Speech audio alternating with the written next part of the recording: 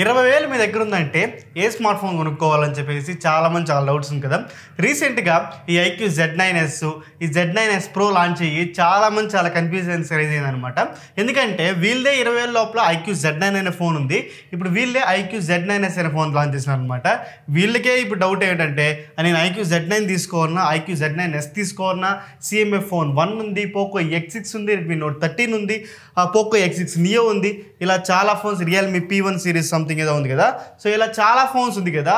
So ఇప్పుడు ఎవరు ఏ phone చూస్ చేసుకోవాలి, గేమింగ్ కోసం ఏ ఫోను, కెమెరా కోసం ఏ ఫోను, ఆల్రౌండర్ పిక్ ఏంటి, బ్యాటరీ పర్ఫార్మెన్స్ కోసం ఏ ఫోన్ అని చెప్పేసి చాలా డౌట్స్ ఉంది కదా. ఈ రోజు 20,000 రూపాయల్లో ఎవరు ఏ ఫోన్ తీసుకోవాలి, ఎవరికి ఏ ఫోన్ సూట్ అవుతుందని చెప్పేసి ఎంటైర్ మనం డిస్కస్ చేసుకుందాం. Just SIT back, relax and enjoy.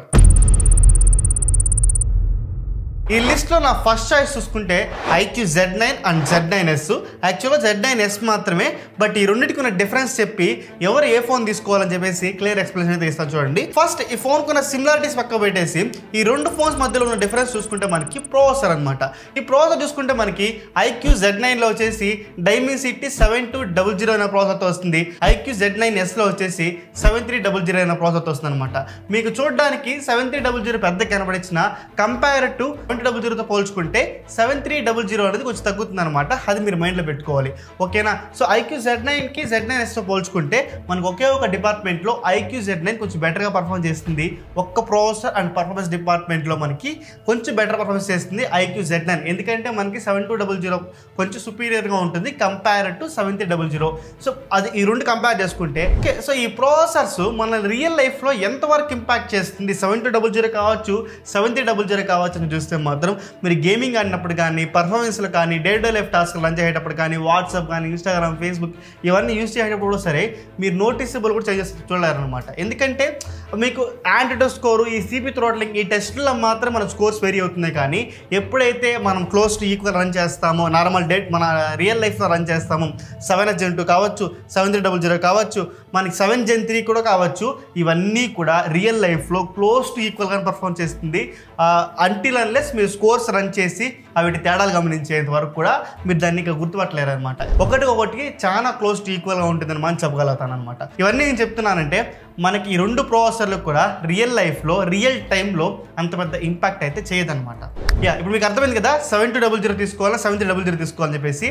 So రెండు కూడా ఈక్వల్గా పర్ఫార్మ్ చేస్తుంది. అంత పెద్ద తేడాలు అయితే మీరు గమనించరు. కొంచెం స్లైట్ డిఫరెన్స్ అయితే మీకు లైట్గా ఎప్పుడైతే గేమింగ్ ఆడేటప్పుడు ఆ ల్యాగ్స్, ఫ్రేమ్ డ్రాప్స్ ఉంటుంది కదా, అక్కడ అబ్జర్వ్ చేస్తారే. కానీ అండ్ 20,000లో మనం గేమింగ్ కోసం సజెస్ట్ చేస్తామా ఈ ప్రాసెసర్ని అనేది ఒకసారి మీరు మైండ్లో పెట్టుకోండి. సో ప్రాసెసర్ పక్కన పెట్టేసి వేరే డిపార్ట్మెంట్స్ చూసుకుంటే కూడా మనకి కర్వ్ డిస్ప్లేతో వస్తుంది, ఇన్ డిస్ప్లే ఫింగర్ ప్రింట్ సెన్సార్తో వస్తుంది, అండ్ ఇంకోటి 5500 mAh బ్యాటరీ, 44 వాట్ ఛార్జర్తో. సో ఇవన్నీ కూడా చాలా మంచి features compare to iQOO Z9. And cameras కూడా 50 megapixel main camera, Sony IMX82 సెన్సార్తో వస్తుంది, and ultra wide angle camera వస్తుంది. ముఖ్యంగా బ్యాక్ సైడ్ అది అంత గొప్పగా ఉండదు, బట్ కంపేర్ టు ఐక్యూ Z9లో మనకు ఆ సెన్సార్ ఉండదు. ఇది ఒక అడ్వాంటేజ్ వీటిలో ఉండడం అనమాట. సో నేనేం చెప్తానంటే ఐక్యూ Z9 చూస్ చేసుకోవడం కన్నా Z9s చూస్ చేసుకోవడం చాలా బెస్ట్ ఆప్షన్ అనేది నా ఒపీనియన్. సో ఫస్ట్ పిక్ అయితే మాత్రం IQ Z9s. And next second చూసుకుంటే మాత్రం పోకో X6 Neo కాదు, X6 Pro కాదు, పోకో X6 మాత్రమే. ఎందుకు ఈ ఫోన్ అంటే ఈ ప్రైస్ బ్రాకెట్లో నేను లిస్ట్ ప్రిపేర్ చేసిన దాంతో ఏకైక స్నాప్డ్రాగన్ ప్రాసెసర్ ఉన్న ఫోన్ అనమాట. స్నాప్డ్రాగన్ 7s Gen 2 ప్రాసెసర్తో ఉన్న ఫోన్ ఇది పోకో X6. అదే కాకుండా ఈ ఫోన్లో మనకి 1.5K రెజల్యూషన్తో డిస్ప్లే వస్తుంది. అండ్ వన్ మోర్ థింగ్ ఏంటంటే base variant 8GB RAM 256GB internal స్టోరేజ్తో వస్తుంది అనమాట. సో ఇది చెప్తున్న అన్ని ఫోన్లో కూడా 8/128 లేదా 6/128 మాత్రమే ఉంటుంది, బట్ ఈ ఫోన్లో మాత్రమే 8/256తో వస్తుంది అనమాట. ఇవన్నీ కొంచెం డ్రాస్టిక్ చేంజెస్ అని చెప్పుకోవచ్చు. ఒక ఆల్రౌండర్ పిక్ అయితే మాత్రం పోకో X6 అయితే మాత్రం అవుతుంది, 100% చెప్పగలతా. కాకపోతే కెమెరాస్ మనకి ఐక్యూ Z9sతో పోల్చుకుంటే ఖచ్చితంగా పోకో X6 కొంచెం తగ్గుతుంది. కెమెరాస్ నాకు మెయిన్ ప్రయారిటీ కాదనుకుంటే మాత్రం 100% పోకో X6 మాత్రం 20,000 రూపాయల లోపల చాలా మంచి ఆప్షన్ అయితే అవుతుంది. అండ్ నెక్స్ట్ థర్డ్ పిక్, ఇదే లాస్ట్ పిక్ కూడా CMF ఫోన్ 1 నథింగ్ది.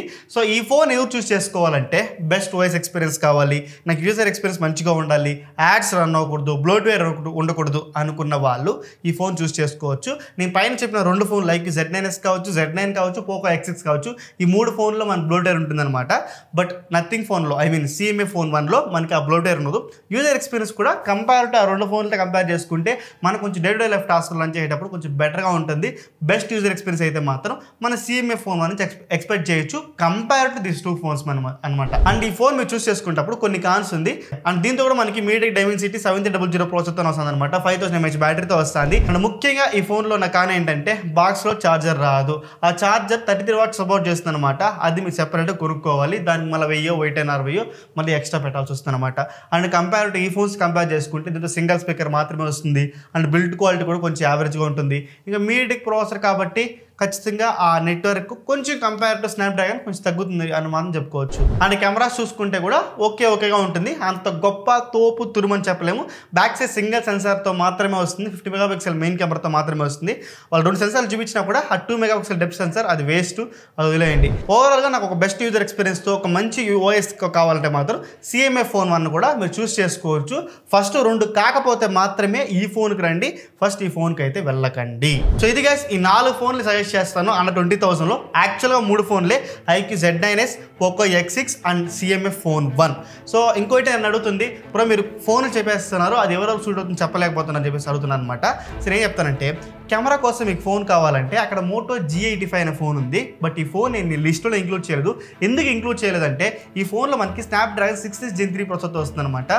ఈ ప్రాసెసర్ ఉండడం వల్ల ఈ ఫోన్లో మనకి 4K రికార్డింగ్ క్యాబుల్ ఉండదు. అండ్ యూట్యూబ్లో మీరు 4K వీడియో ప్లేబ్యాక్ ఉండదు. అండ్ HDR వీడియో ప్లేబ్యాక్ ఉండదు. ఇవన్నీ ఇష్యూస్ ఈ ఫోన్లో ఈ ప్రాసెసర్ యొక్క రెస్ట్రిక్షన్ వల్ల. సో అందుకనే ఈ ఫోన్ని నేను రికమెండ్ కూడా చేయను, ఇంక్లూడ్ కూడా చేయలేదన్నమాట. కెమెరా మీకు కొద్దో గొప్ప దీనికైనా తగ్గినా కూడా iQOO Z9sలో మన కెమెరా కొంచెం బెటర్గా ఉంటుంది. Moto G85 కైనా బెటర్గా ఉంటుందని చెప్పను, బట్ కొద్దో గొప్ప ఖచ్చితంగా బాగుంటుంది. దాన్ని చూస్ చేసుకోవడం బెస్ట్ ఆప్షన్ అనేది నా ఒపీనియన్. లేదా మీ దగ్గర కొంచెం 20,000 దాకా వెళ్తున్నారంటే 100% ఒక 1000-2000 పెట్టుకొని Moto H50 ఫ్యూషన్కి వెళ్ళిపోండి. అది ఇంకా మీకు బెస్ట్ చాయిస్ అయితే అవుతుంది మాత్రం నా ఒపీనియన్ చెప్పగలుగుతా. అండ్ బ్యాటరీ కోసం కావాలంటే మాత్రం 100% iQOO Z9s మాత్రం చాలా మంచి ఆప్షన్ అయితే అవుతుంది. ఒక ఆల్రౌండర్ పిక్ కావాలంటే Poco X6 100% అన్ని విషయాలు సాటిస్ఫై చేస్తుంది. ఒక్క కెమెరాస్ కూడా బాగానే ఉంటుంది. But compare to iQOO Z9s ఖచ్చితంగా మన Poco X6 తగ్గుతుందని చెప్పుకోవాలి. ఇది గ్యాస్ బిలో 20,000 లోపల ఏ ఫోన్స్ కొనుక్కోవాలి, ఎవరెవరికి ఏ ఫోన్స్ సూట్ అవుతుందని చెప్పేసి క్లియర్ కట్గా ఎక్స్ప్లెయిన్ చేయాలనుకుంటున్నా. ఇంకేం డౌట్స్ ఉంటే కూడా కింద కామెంట్ సెక్షన్ మెన్షన్ చేయండి. మోస్ట్ ఆఫ్ రిప్లై చేస్తాను. Dev Sarvan signing off. జై హింద్.